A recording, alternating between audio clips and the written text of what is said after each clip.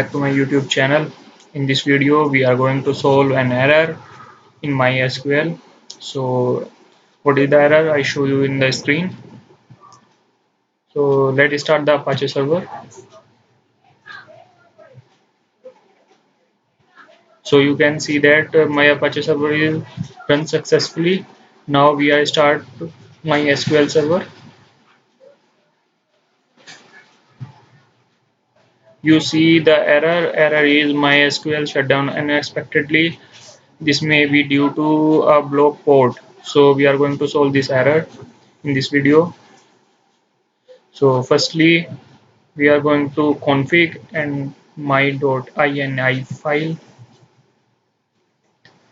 and press Ctrl F and search for 3306 and change to custom port. So we are going to change 3306 to 3307 and you can scroll down and find another 3306 and we are going to change it to 3307.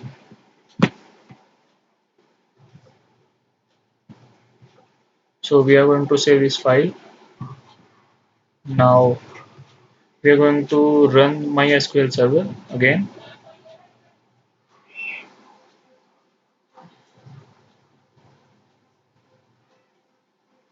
So you can see that MySQL server is successfully run.